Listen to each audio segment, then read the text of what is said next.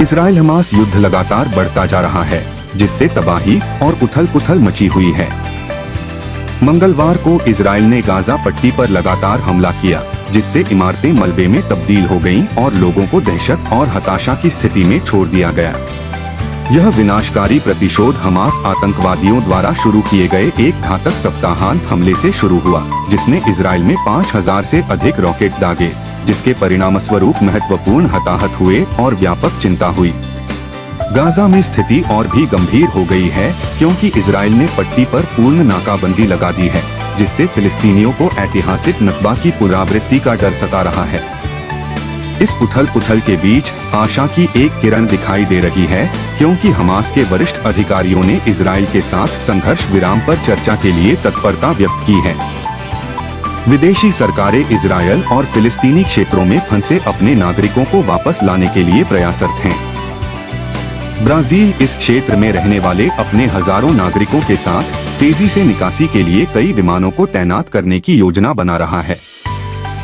Australia स्थिति की तात्कालिकता को समझते हुए अपने नागरिकों को घर लाने के लिए विशेष उड़ानें आयोजित कर रहा है।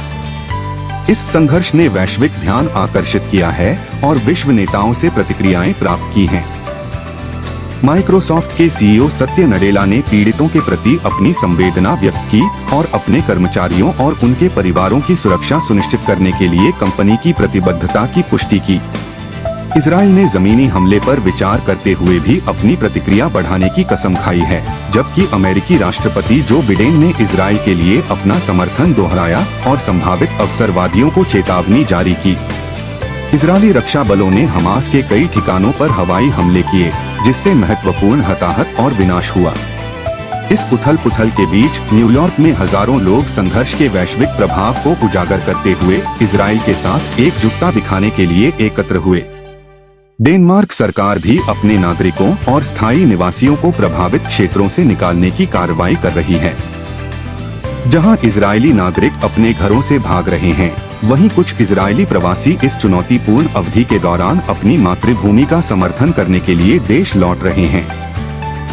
गूगल जैसी कंपनियां क्षेत्र में अपने स्थानीय कर्मचारियों की सुरक्षा पर ध्यान केंद्रित कर रही हैं। हमास को समर्थन देने में ईरान की भूमिका जांच के दायरे में आ गई है। व्हाइट हाउस के राष्ट्रीय सुरक्षा सलाहकार जेक सुलिवान ने संकेत दिया है कि ईरान ने आतंकवादी समूह को वित्त पोषण और समर्थन देने में महत्वपूर्ण भूमिका निभाई है। जैसे जैसे संघर्ष बढ़ता जा रहा है, हताहतों की संख्या में वृद्धि के साथ इजरायली निवासियों की जान का नुकसान भी बढ़ता जा रहा है। स्थिति ने अंतर्राष्ट्रीय यात्रा को बाधित कर दिया है। लगातार हमलों के कारण इजराइल से आने और जाने वाली उड़ानें निलंबित कर दी गई हैं, जिससे क्षेत्र में विभिन्न देशों के नागरिक फंसे हुए हैं।